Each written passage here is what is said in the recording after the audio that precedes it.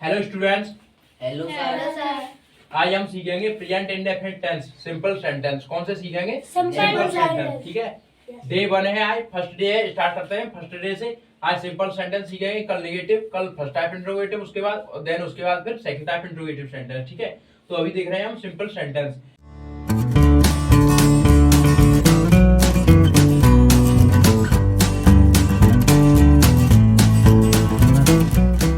इसकी डेफिनेशन होती है जिन हिंदी वाक्यों के अंत में ता है, ती है, ते है, ता हूं आदि शब्द आते हैं तो ऐसे वाक्यों को प्रेजेंट इंडेफिनिट टेंस कहते हैं। ठीक है, rule number 1, he, she, it, यानी ही सब्जेक्ट हो, सी हो, इट हो। ही, सी, इट तथा सिंगुलर सब्जेक्ट के साथ V1 मुख्य क्रिया की फर्स्ट फॉर्म में एस या ES लगाते हैं। ठीक है, रूल नंबर 2 है आई, यू, बी, दे तथा प्लूरल सब्जेक्ट के साथ मुख्य क्रिया की फर्स्ट फॉर्म में एस या ES नहीं लगाते हैं। यानी मुख्य क्रिया की फर्स्ट फॉर्म में एस या ES नहीं लगाएंगे। कब नहीं लगाएंगे?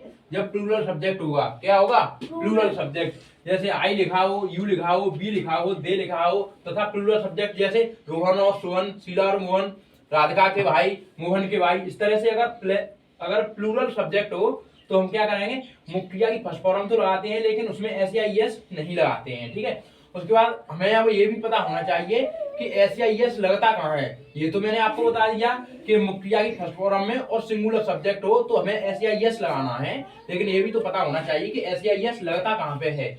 ओए छोटू दादा, ये खेल मत करो, चुपचाप बैठो। अपना टेस्ट कर लिया तो बैठो चुपचाप।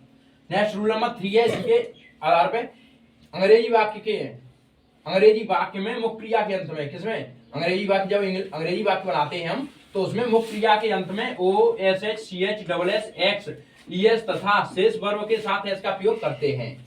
यानी कि OSH, दिया हो अंग्रेजी वाक्य में मुख्य क्रिया के अंत में, OSH, हो तो ES का प्रयोग करते हैं तथा शेष वर्ब के साथ एस का प्रयोग करते हैं। जैसे यहाँ पे देखो, जैसे दिया आपका गो, उसके बाद में दिया हो आपका बॉस, उसके बाद में दिया हो टीच। ठीक है, अब देखो इसमें लास्ट में क्या आ रहा है? O आ रहा है, SH आ रहा है, CH आ रहा है, SS और X होगा तो क्या लगाना है? हमें ES लगाना है। तो इन सब में क्या ऐड करेंगे? ES। इसमें भी और इसमें भी। और शेष वर्गों के साथ ऐड करना है जिसमें OSH, CH, X नहीं होगा। जैसे रीड है और इसमें अंतिम लेटर जो है OSH, CH, X है, नहीं है तो क्या लगाना है इसमें? हमें S। ठीक है, जैसे अगर प्लूरल सब्जेक्ट हो, प्लूरल जैसे वे अपने कपड़े धोते हैं तो धोना की क्या होती है? Wash, WASH। तो वहां पे फिर हम ES नहीं लगाएंगे। क्यों नहीं लगाएंगे? क्योंकि वहां पे जो सब्जेक्ट है वो प्लूरल हो गया। क्या हो गया? प्लूरल सब्जेक्ट हो गया। हमने बताया है रूल नंबर 1 में, देखो ही, सी, इट तथा सिंगुलर सब्जेक्ट के साथ मुख्य क्रिया की फर्स्ट फॉर्म में एस या ES लगाते हैं। ठीक है, रूल नंबर 2 में बताया है फिर हमने आई, यू, जहां पे आई मिस होता है मैं, यू मिस होता है तुम, बी मिस होता है हम और दे मिस होता है बे। ये सभी चार प्रोनाउंस क्या है? प्लूरल। एंड प्लूरल सब्जेक्ट कौन से होते हैं? जैसे रोहन और सोहन, शीला के भाई, मोहन के भाई, इन सब के साथ में हम क्या लगाते हैं? वर्ब की फर्स्ट फॉर्म तो लगाते हैं लेकिन उसमें एस या ES नहीं लगाते हैं। ठीक है, कहां से गया? ये रहा।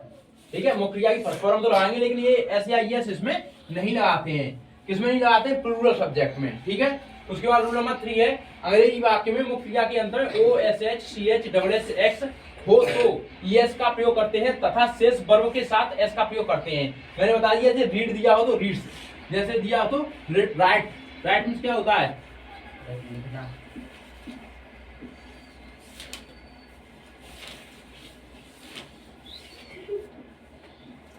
राइट मींस होता है लिखना। क्या होता है? लिखना।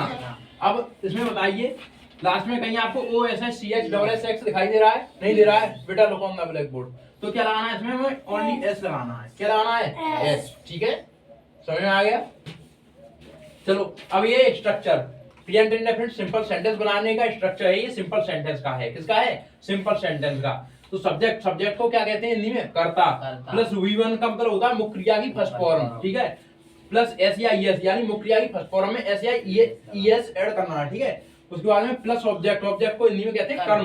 प्लस है अदर वर्ड, OW का मतलब हो गया अदर वर्ड, इसको हिंदी में कहते हैं अन्य शब्द, प्लस फुल स्टॉप। ठीक है, आप मत बोला करो, इसकी बैकग्राउंड की आवाज बन जाएगी। उसके बाद हमने एग्जांपल लिया है राम अपने कपड़े धोता है। ठीक है, अब देखिए हम पहले कोई भी सेंटेंस बनाते हैं तो सेंटेंस में 3 स्टेप में बनाते हैं, 3 स्टेप्स। फर्स्ट स्टेप होता है हमारा उसकी पहचान करना, ये सेंटेंस कौन सा है। ठीक है, तो फर्स्ट स्टेप में देखेंगे सेंटेंस की पहचान करनी है तो सबसे लास्ट में ही कर पाएंगे। ठीक है, तो हमने डेफिनेशन में बताया कि जिन हिंदी वाक्यों के अंत में ता है, ती है, ते है, ता हूं। ठीक है, तो ये क्या आया है, देखो ता है, हमें पता चल गया ये प्रेजेंट इंडेफिनिट टेंस है। फर्स्ट स्टेप में हमें क्या करना है, सेंटेंस की पहचान करनी है कि सेंटेंस किस टेंस का है या फिर किस सेंटेंस का है। ठीक है, किस टेंस का है पता चल गया हमें, प्रेजेंट इंडेफिनिट टेंस का है। सेकंड स्टेप होता है हमारा रूल, नियम, इसका बनाने का नियम क्या होता है। ठीक है, तो हमने नियम बताया था आपको, ही सी इट तथा सिंगुलर सब्जेक्ट जैसे राम, श्याम, रोहन, शीला, इनके साथ में क्या करते हैं, मुख्य क्रिया की फर्स्ट फॉर्म में एस या एस लगाते हैं। तो राम हमारा क्या है, सिंगुलर। ये नियम याद रखते हैं सेकंड स्टेप में। थर्ड स्टेप में स्ट्रक्चर की तरफ चलते हैं। स्ट्रक्चर क्या है हमारा, पहले सब्जेक्ट कह रहा है तो सब्जेक्ट लगा दीजिए राम, हो गया राम। उसके बाद में क्या है, बरो की फर्स्ट फॉर्म। अब इसमें बरो कहाँ होती है, सेंटेंस के लास्ट में। सेंटेंस जब देखो, जब हम हिंदी का जो सेंटेंस होता है, हिंदी का सेंटेंस वो जब बनाया जाता है या संस्कृत में बनाया जाए तो उसको क्या एक तरफ से बनाते हैं ऐसे। जैसे हम बोले उसमें घोड़ा दौड़ता है तो अश्वम धावत, घोड़ा को कहते हैं अश्वम और दौड़ने को कहते हैं धावत। तो ये एक तरफ से बनेगा, जैसा होगा वैसा नीचे के नीचे लिखते चले जाएंगे। लेकिन इंग्लिश में नहीं होता है, इंग्लिश में उसका उल्टा होता है। पहले जो स्टार्टिंग में सब्जेक्ट होगा उसको राइट करेंगे, देन उसके बाद फिर क्या करेंगे, हम वर्ब की तरफ चलते हैं। वर्ब के बाद वर्ब से पहले इधर दिया होता है वो होता है ऑब्जेक्ट, ऑब्जेक्ट के इधर दिया होगा आपका अदर वर्ड। इस तरह से बनाया जाता है। तो हमारा सब्जेक्ट हो गया। उसके बाद क्या कह रहा है, उबीवन का मतलब होता है वर्ब की फर्स्ट फॉर्म। हमारी वर्ब 5 प्रकार की होती है, 5 फॉर्म की वर्ब होती है। ठीक है, तो वर्ब की फर्स्ट फॉर्म बता रहा है, पहले हम वर्ब देखेंगे। वर्ब क्या है, ये है जिसमें एक्टिविटी हो रही हो। एक्टिविटी कौन सी, जैसे रहना, फिरना, कूदना, हटना, उठना, बैठना, सोना, चलना, फिरना, ये सब हमारी क्या है, वर्ब यानी क्रियाएं हैं। हम कुछ ना कुछ क्रिया कर रहे हैं इसमें। ठीक है, और जैसे जिसके पीछे ना आए, और तो कहो खजाना, तो खजाना वर्ब नहीं है, क्योंकि वो सोने चांदी का कोई बढ़ा हुआ मटका भी हो सकता है, कोई बक्सा भी होता है। वो खजाना है, वो वस्तु है, वो वर्ब नहीं है। वर्ब वो है जिसमें आप कोई क्रिया कर रहे हैं, और हम अपने उठने से लेके सोने तक और सो रहे होते हैं, वही एक क्रिया है। हम सो रहे हैं उसमें भी क्या कर रहे हैं, एक क्रिया कर रहे हैं। ठीक है, तो वो क्या है, एक्टिविटी है। और एक्टिविटी को ही क्या कहते हैं, हम वर्ब कहते हैं। ठीक है, जिसमें कोई एक्टिविटी हो रही हो। ठीक है, तो ये धोना क्या है, वर्ब है हमारी, और धोना को इंग्लिश में क्या कहते हैं, वॉश। तो यहाँ पे वॉश लगा दो, बॉस। अब इसमें क्या ऐड करना है, देखो स्ट्रक्चर पे आ जाओ, एस या एस ऐड करना है। तो पहले कंफर्म करेंगे हम एस या एस लगाने के लिए सब्जेक्ट कैसा होना चाहिए हमारा, सिंगुलर, यानी एक वचन होना चाहिए। हमने लिखवाया है देखो, तथा सिंगुलर सब्जेक्ट के साथ V1 में प्लस एस या एस ऐड करते हैं। तो राम हमारा सिंगुलर है या नहीं है, हमें पता चल गया, हमें एस या एस इसी में लगाना है। लेकिन अब ये पता करना है हमें एस या एस लगेगा किसमें और कहाँ पे लगेगा। शाबाश। उसके बाद में रूल नंबर 3 में बता रहा है एस या एस लगाया कहाँ जाता है। तो वर्ब के अंत में, अंग्रेजी वाक्य में मुख्य क्रिया के अंत में ओ, एस एच, सी एच, डबल एस, एक्स, इन पांचों के अलावा जो भी हो उसके साथ में ई एस लगाएंगे। तो देखो यहाँ पे एस एच दिखाई दे रहा है आपको, तो यहाँ पे भी एस एच दिखाई दे रहा है, तो इसका मतलब ये इसमें हमें ई एस ऐड करना है। क्या ऐड करना है, ई एस। तो लगा दीजिए ये हो गया। उसके बाद में देखो वर्ब एस या एस भी हो गया। उसके बाद क्या है, ऑब्जेक्ट। तो ऑब्जेक्ट क्या है यहाँ पे, अपने कपड़े। क्या है, अपने कपड़े। अदर वर्ड क्या होता है, जैसे इसमें लिखा होता है यहाँ पे आज, राम आज अपने कपड़े होता है, तो आज क्या हो जाता, अदर वर्ड। समझ में आ गया। तो यहाँ पे हम अपने कपड़े की लगाएंगे, क्या है अपने कपड़े, ऑब्जेक्ट है। तो देखो राम के साथ अपने की क्या लगेगी, हिज, हिज, और कपड़े की क्लॉथ्स। एक कपड़ा हो तो क्लॉथ, और बहुत सारे हैं तो क्लॉथ्स।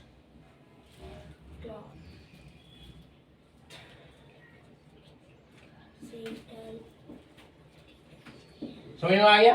अब तो कर लोगे। एक प्लूरल का और समझा देते हैं। ठीक है, वे वहां, वे इस स्कूल में पढ़ाते हैं। एक और समझ लो। ठीक है, वे इस स्कूल में पढ़ाते। साइलेंस समझ लो, क्या दिक्कत है। अब देखो यहाँ पे सेंटेंस की पहचान करते हैं, क्या है, ते हैं, पता चलेगा प्रेजेंट इंडेफिनिट टेंस है। उसके बाद में स्ट्रक्चर की तरफ आ जाइए आप। स्ट्रक्चर में क्या है, पहले सब्जेक्ट टू सब्जेक्ट लगा दो, दे, दे हो गया हमारा। फिर क्या रहता है बरो की फर्स्ट फॉर्म, तो बरो क्या है इसमें पढ़ाना, पढ़ाना की होती है टीच। टीच। इतना हो गया। फिर उसके बाद हम क्या करते हैं एस या यस लगाते हैं। तो देखो यहाँ पे क्या दे रहा है ही सी इट और सिंगुलर सब्जेक्ट। अब यहाँ पे देखो ना तो ही है ना सी है ना इट है ना सिंगुलर सब्जेक्ट है। तो फिर क्या है रूल नंबर 2 पे आ जाओ। आई यू बी दे, दे है क्या है दे, और दे के साथ में कह रहा है आगे तथा प्लूरल सब्जेक्ट के साथ मुक्रिया की फर्स्ट फॉर्म में एस या यस नहीं लगाते हैं। तो इसमें मुक्रिया की फर्स्ट फॉर्म में एस या यस नहीं लगेगा क्योंकि सब्जेक्ट जो है वो प्लूरल है, चाहे बेशक c h o S H C h डब्ल्यू एस एक्स दिया हो फिर भी तो ये सेम ऐसा ही रहेगा। तो दे टीच, उसके बाद में फिर क्या है इस स्कूल में, तो इन दिस स्कूल।